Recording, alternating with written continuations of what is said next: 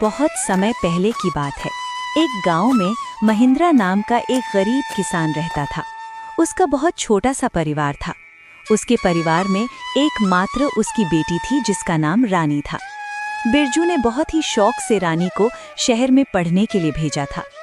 बिरजू की बेटी रानी बहुत ही गुणवान और होशियार थी।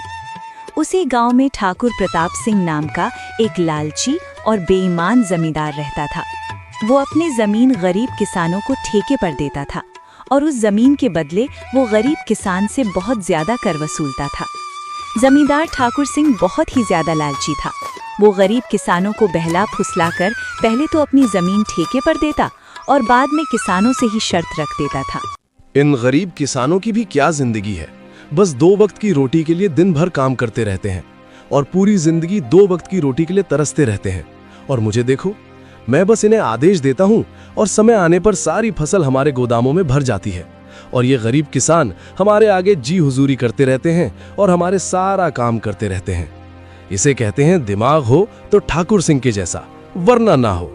हाँ मालिक, आप तो यहाँ के जमींदार हैं और किसानों को अपनी मुट्ठी में रखते हैं। इनको कैसे इस्तेमाल करना है यह आप भली भांति जानते हो।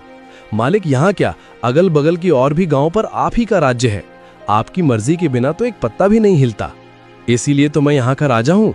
मैं इन बेवकूफ किसानों को ऐसी ऐसी शर्त पर जमीन उधार दे रखी है कि मेहनत ये करते हैं और फसल में अपनी मुट्ठी में कर लेता हूँ। आखिर इनकी औकात ही क्या है मेरे सामने। जमींदार अपने नौकर से ये सब बातें कर ही रहा होता है, तभी उसके पास एक महिंद्रा नाम का एक गरीब किसान आता है जो बहुत दुखी और परेशान होता है।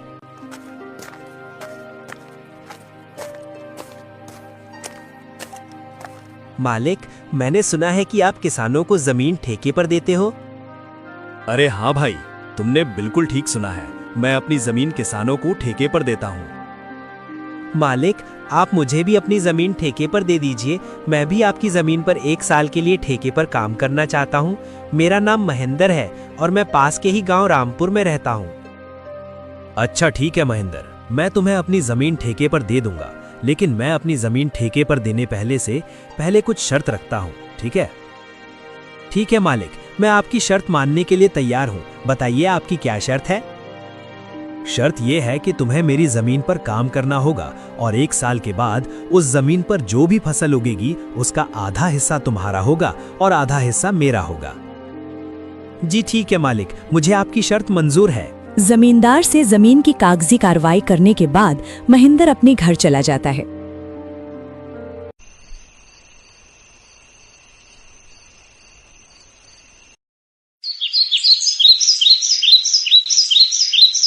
और अगले दिन खेती करने के लिए उस खेत में पहुंच जाता है।